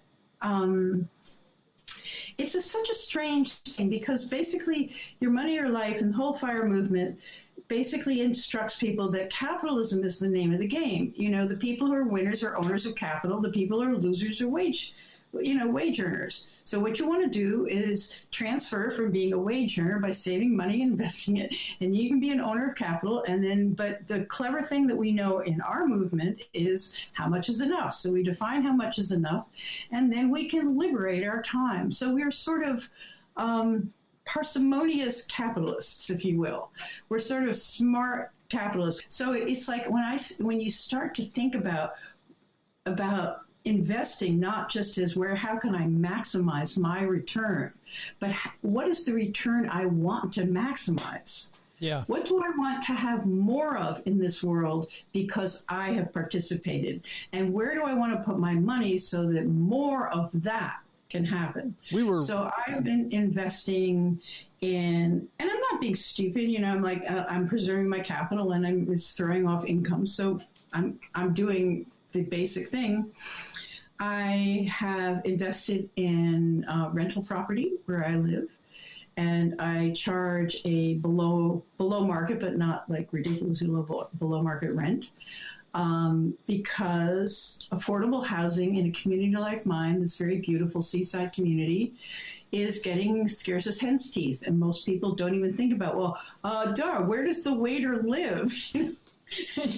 Because they don't think about how the working class cannot no longer live in the adorable community they live in. So I'm focused on rentals. And that whole area, Seattle in general, where you're at, not just where you live, but just that general area, it's crazy. My son lives out there, Vicki, and the prices to live are just amazing. Right. Yeah. And so that's why, your friend of mine, Paulette, lived in my guest room, and that was sort of part of my whole little economy here. And then I've invested in farmers, and I bought out the mortgage for one farm. I've invested in hoop houses. I've invested in all sorts of things that will increase food resiliency in my area. And I'm passion. I wrote another book called Blessing the Hands That Feed Us about local food. This pandemic has revealed the fragility of our supply chains, and that the more we can have a flourishing food system around us, the better off we're going to be. That's another investment. See, I'm investing in the future. I'm investing in community. I'm investing in food. I'm investing in solar installations. I'm investing in a resilient community. Yeah, I think it's interesting that it's not just you; it's your community. Like you are investing in that whole area, and it helps you, but it helps the people around you, which in turn also helps you, right? I mean, it's this return that keeps giving. Like we have a question here from Philip about how do you separate the consequences of consumerism and compounding interest? In some ways, Vicki is getting compound interest from, but I think in a whole different. In a whole different way. Exactly. You see, the thing is, we're trained to think only. My cat is trying to participate. Here we go. We did have a question. Somebody was asking. I think it's Michelle was asking if the cat was going to make a resource as money. Resource isn't only money. It's community. It's land. It's fertility. It's skills. It's it's like rebuilding my engine in my car. Back when we had gas cars that weren't computers. Doc, you've got a question. Yeah, I'm interested, Vicki. You're talking about investing and you're talking about resources, and you're also talking about this idea of kind of separating money from reality, right? When we build and invest in ourselves, we build up a skill set. Even things like talking about how you rebuilt an engine. There's a certain amount of fearlessness that you seem to have when you describe these things. And I compare it to myself. When I was working full-time as a physician, I was afraid to walk away from the money to build up those other skill sets like podcasting or writing. From a very practical level, how do people in our community build some of that fearlessness so that they can invest in themselves? It's so much easier, it seems, to go out and make money. That's such a great question. And I think the key word in there is our community.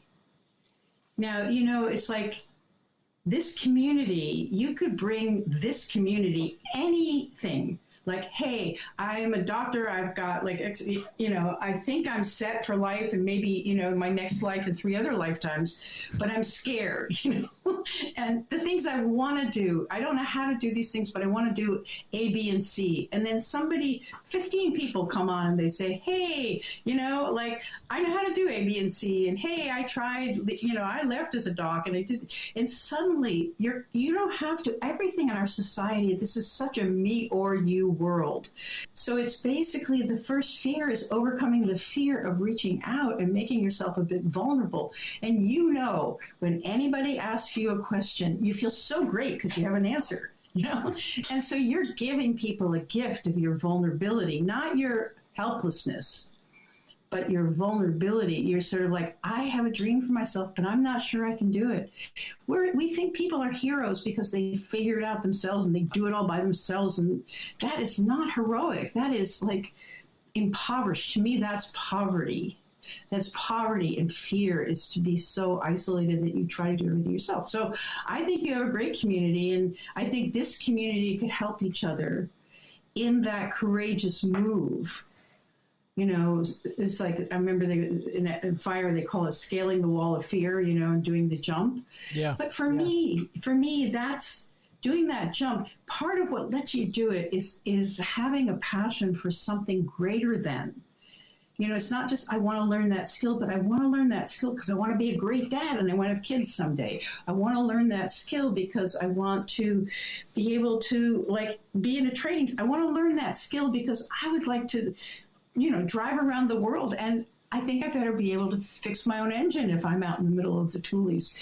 It's like you want the skill, but you want the skill for something. So sort of like have your own have a dream thing. Yeah, we talked about that earlier with Michael Santos. I mean, it seems his whole prison reform is not just about him; it's about this greater. He's got this thing he wants to do to bring to the world. I don't mean to glorify myself, but I invest in us winning. I invest in the world winning. I invest in sustainability and in beauty and in love. And that's what keeps me going. Anyway.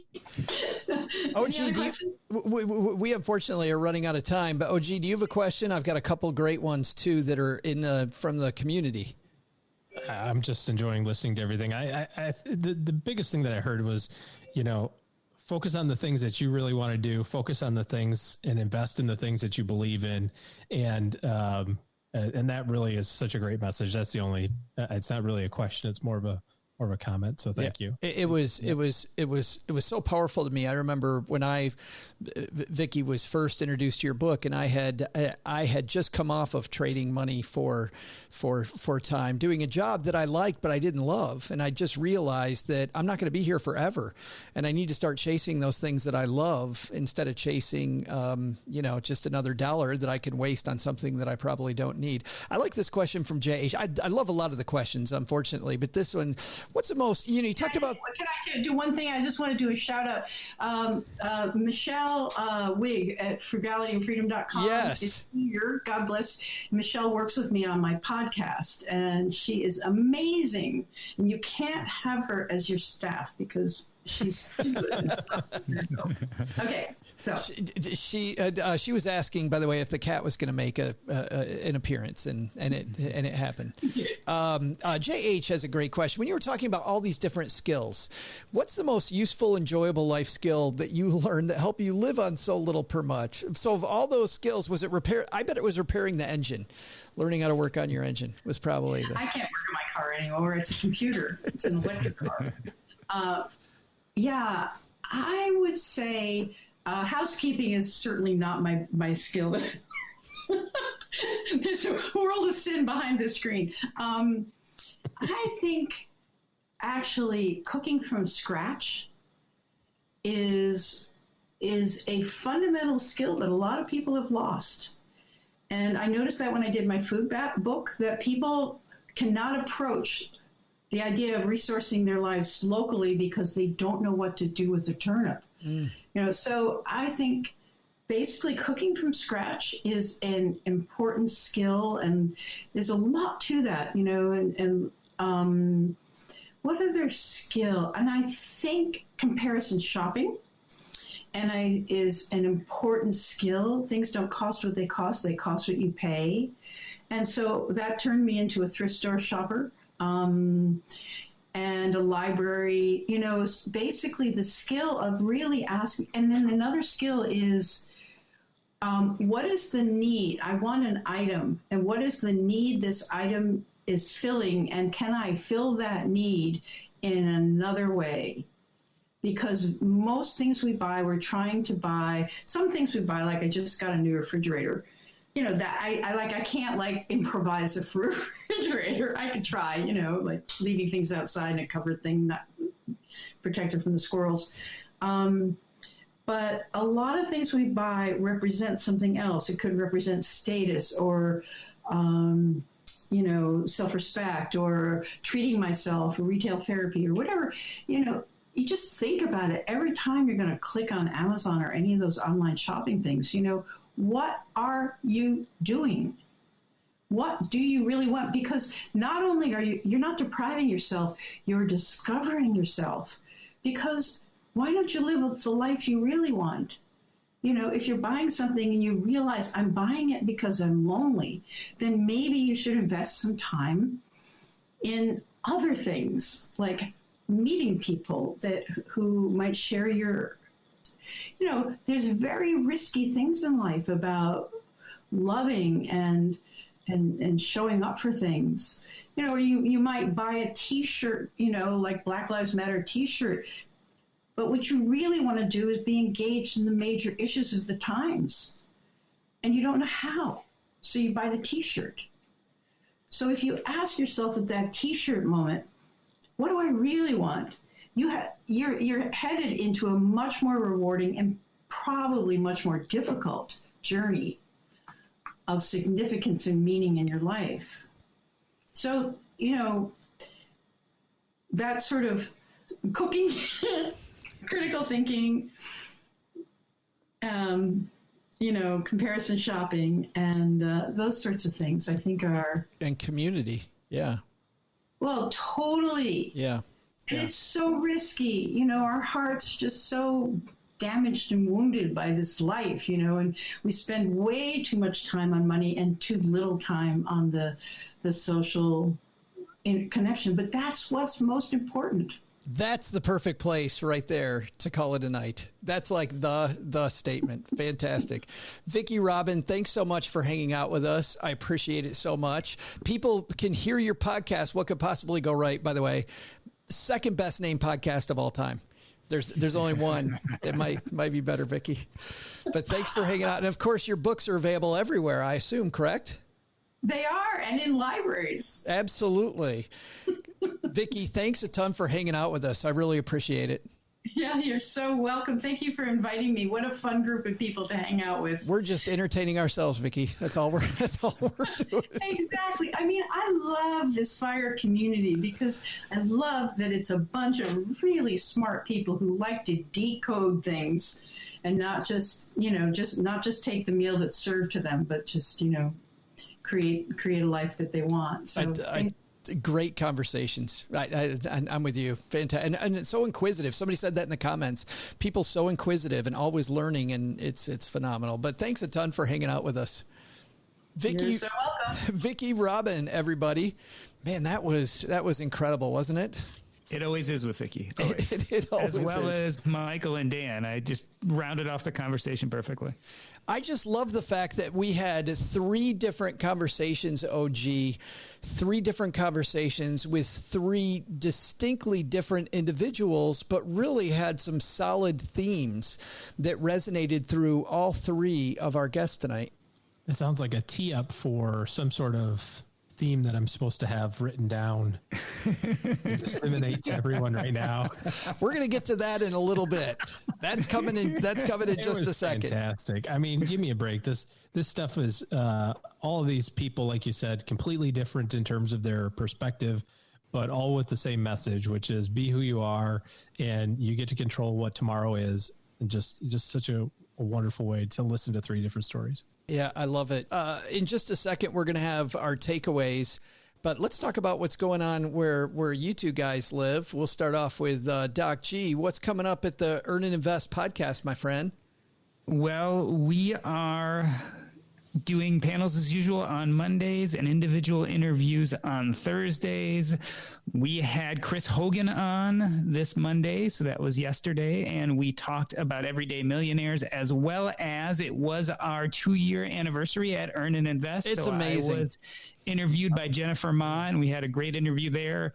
And Thursday is going to be a special Veterans Day episode made up of our community members. So it's really going to be a community-focused episode. That's fantastic. And that's at the Earn Invest podcast, wherever finer podcasts are distributed.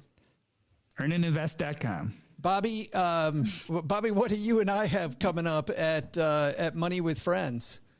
We are talking on Wednesday's show about quarantine purchases that people regret. I would love to know what Vicky would have to say about some of the things that people have spent money on that they kind of go, maybe I'm not going to be knitting as much as I aspired to at the beginning of it. So we did a lot of audience participation on that episode. We had Elizabeth Seagrand from Fast Company, also the author of The Rocket Years, was our co-host, and she really brought it. She actually came in a quarantine purchase that she did not regret. There's a dress called the Nap Dress by a place called Hill House that was a huge Instagram fad where it's so comfortable you can work from home in it, and then you can just take a nap, and it's that comfortable you can take a nap in it. I, of course, Vicky would not be pleased to hear this, right after the episode went to go buy my nap dress, and they were sold out. So I was saved from myself. I would love to get a nap dress. I'm probably on the waiting list. I'm sure the cookies will find me, and I will eventually have a nap dress like Liz.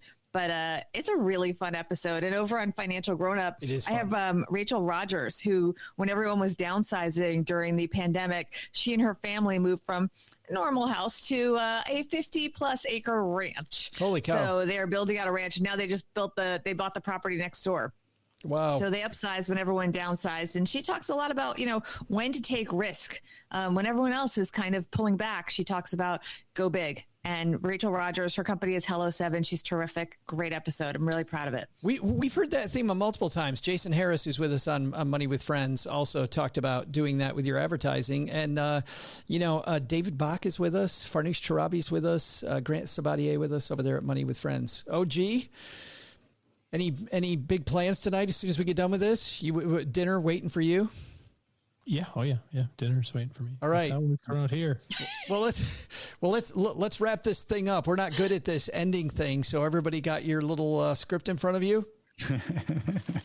Everybody ready? All right, here we go. Guys, what should we have learned tonight? So from Dan Chan, we learned that branding is everything. Why be the millionaire magician when you can be the billionaire magician? Aim high, my friends. All right, second, how about for Michael Santos? You can't change the future, or think you can't change the future. Wrong, you can. Good life, great money habits start when you decide that you want to do that. Or maybe this advice from our friend Vicky Robin: invest in your community and you'll never be impoverished. But the big lesson, who needs Doug? We got this, guys. We did it without him. Bam. Normally, we'd have the rest of our credits here. First of all, big thank you to Dan Chan for blowing Bobby in my mind, for reading Bobby's mind. I've been her co-host for over a year now. I'm still trying to read her mind. Dan Chan does it in like 10, 15 minutes. No idea. Big thanks also to Michael Santos. You can find his story at Million Stories. Check out his faceplant video. It's fantastic. And michaelsantos.com and Prison Professors. And, of course, Vicki Robin, and you'll find Vicki Robin's podcast, What Could Possibly Go Right, wherever you're listening to this podcast, and Vicki Robin's phenomenal book, Your Money or Your Life, wherever you get books. So thanks a lot, everybody, for hanging out with us. That's a wrap. Bye, everybody.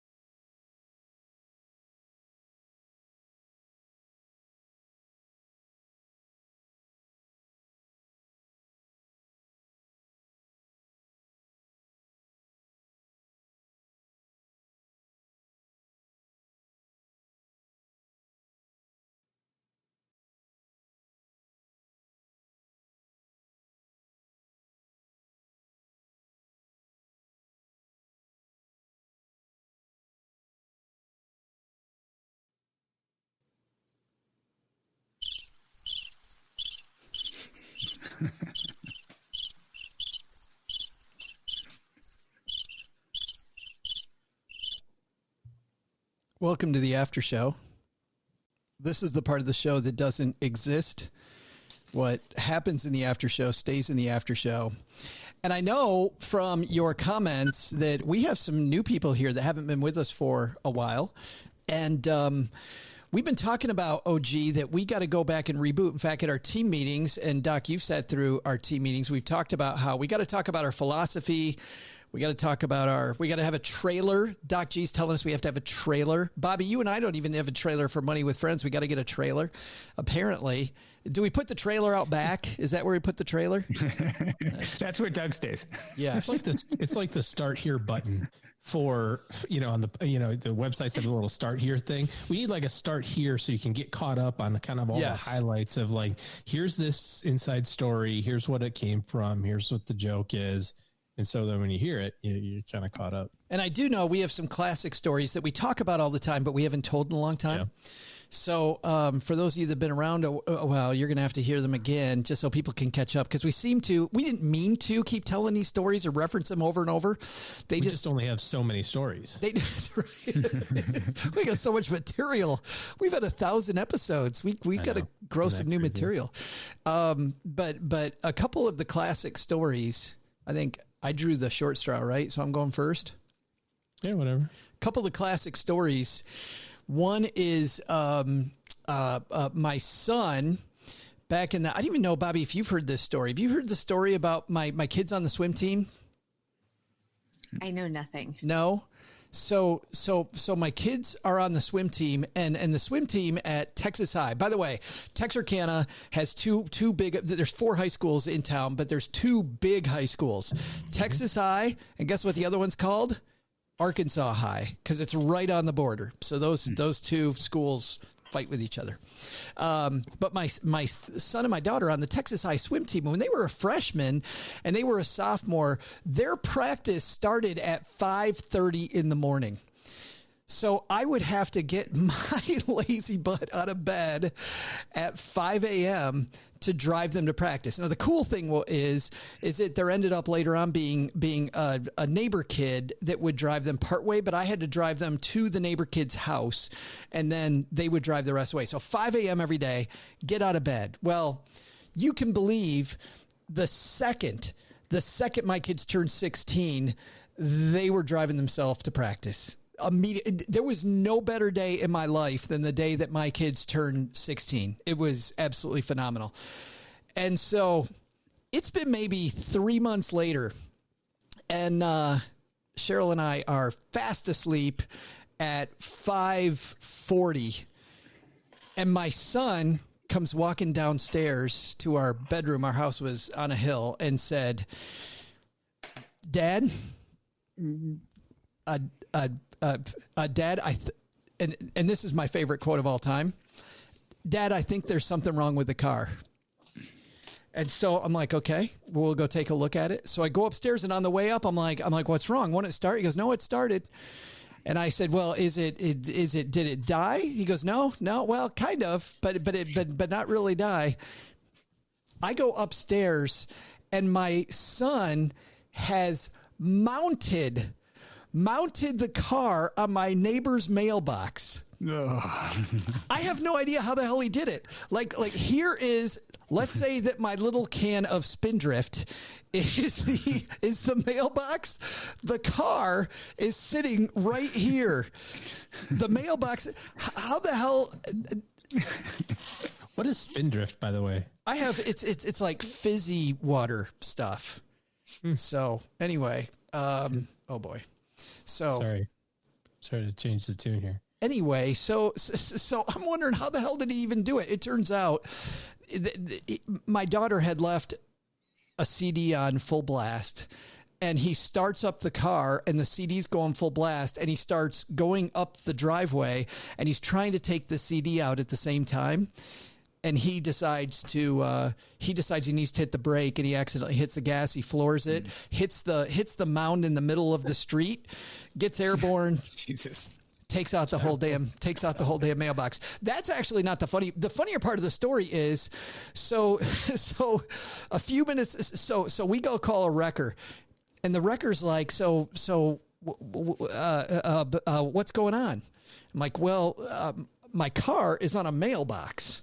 And he's like, so what do you mean by on a mailbox? Like, I mean, it's on a, he goes, you hit a mailbox? I'm like, no wheels are touching the ground. Not one wheel is touching the ground. So then my neighbors come out, and my neighbors are standing there, and they're like, so what happened here, man? How'd your son hit Jim's mailbox? I have no idea. And they all think he's drunk, right? They totally think it's some drunk thing. And I'm like, nope, on his way to swim practice, probably not completely awake, but also not a drinking and driving story. The best part though was the dude who drove the dude comes out with the wrecker, and he stops right next to it, and he goes, and then he takes out his camera and he goes, yeah, I just got to take a couple pictures of this to make, and he's not taking pictures for the dude. He's totally putting out Insta stories. This whole damn thing's going on Facebook. Look at what this moron did. And yeah, not a great night. But that all started with, there's something wrong with the car. So in our family, whenever there's something wrong with the car, that's code for it might be a bad time. Joe, my son just turned 16 and got his driver's license, so now you got me all freaked out. I'm sorry. Cameron's a good kid, though.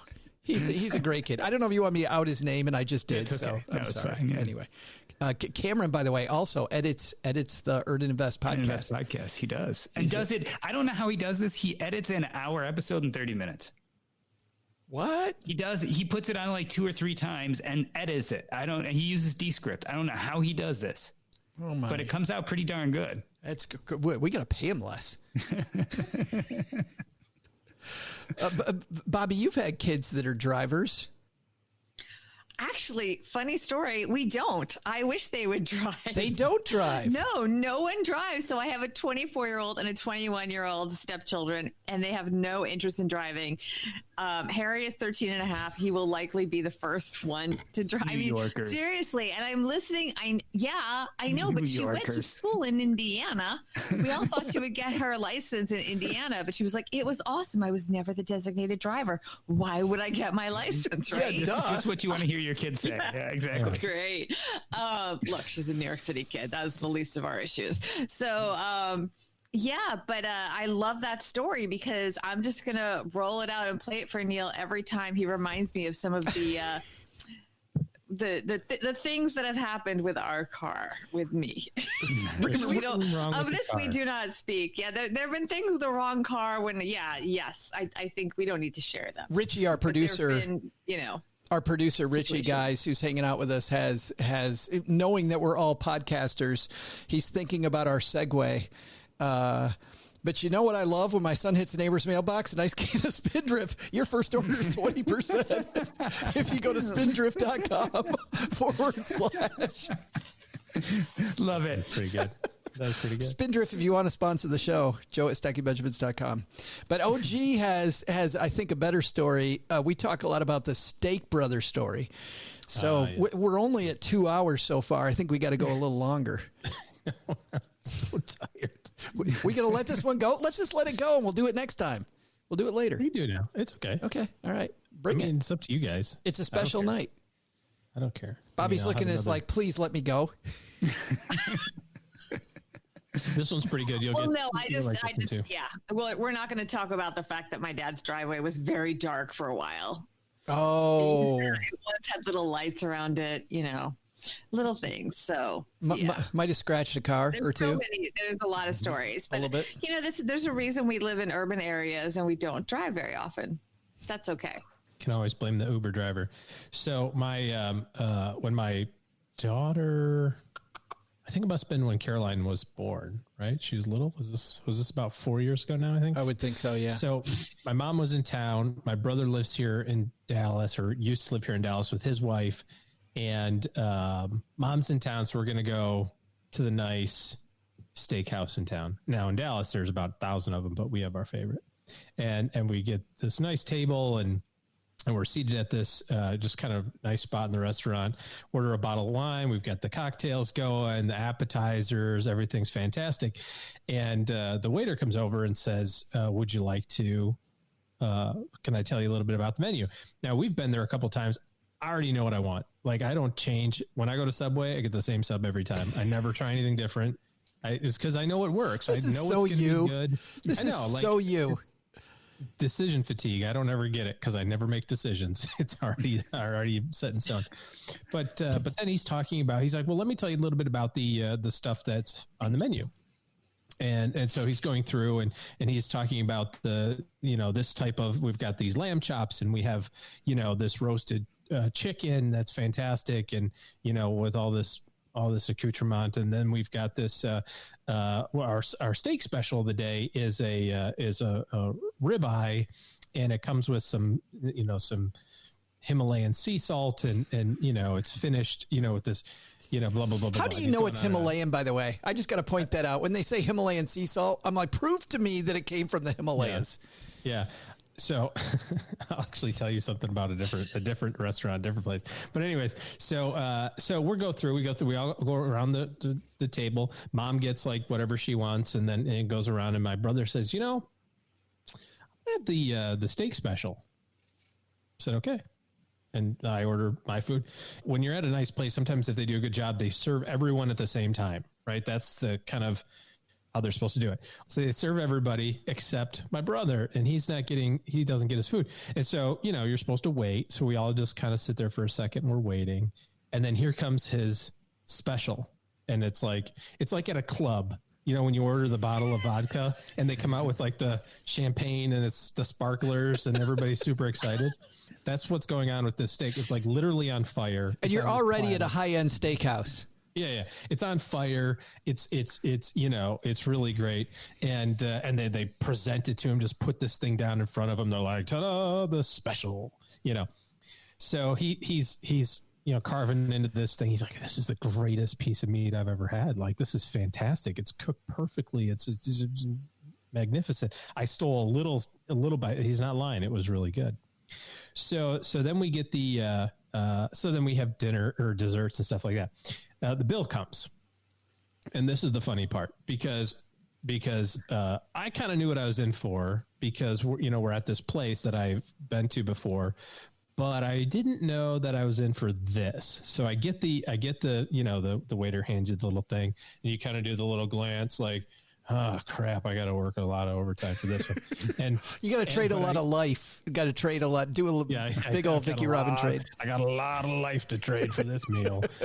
And so I just look at my brother and I just shake my head, and he goes, oh, was it expensive? And I said, what do you think they mean when they say special?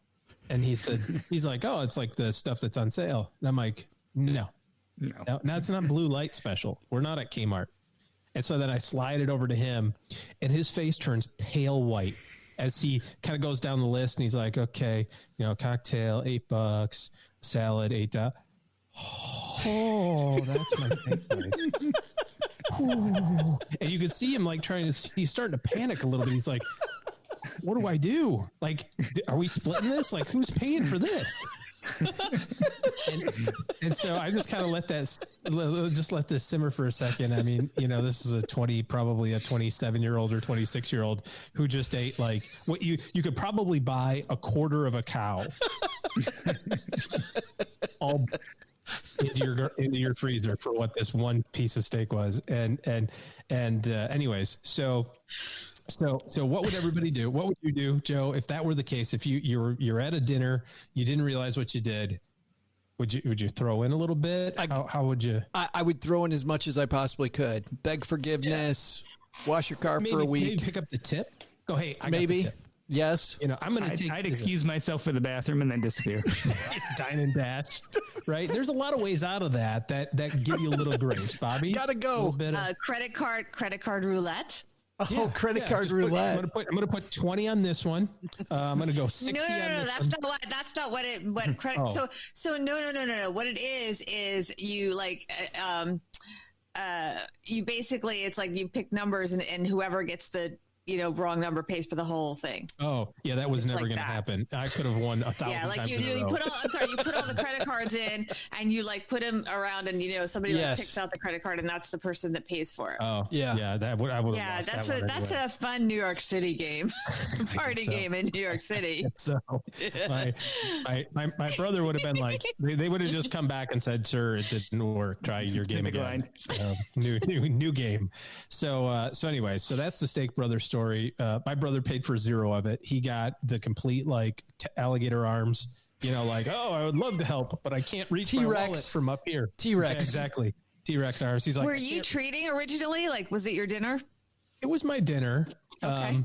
But I mean, when everyone else's meal is $40 and his was like closer to 175, there's a small discrepancy in the ratio of the budget when you kind of do your budget for Did he thank you? Yeah, I mean, he probably said thanks. Yeah, he's still not a memorable thank you. No, not at all. No, you still can get him back. Just make him take you out to dinner next time. Don't worry about it. I've got my plans. I'm glad that we could catch new people up on those 2 stories because we talk about them all the time. But this is also why I love going to dinner with OG because I know that I can order a little extra, and he's already been conditioned. The Steak Brothers way up here, so I just go ahead and order a little dessert. Like 135, you are in. I'm fine. At least I'm not Steak Brother. You're not Steak Brother.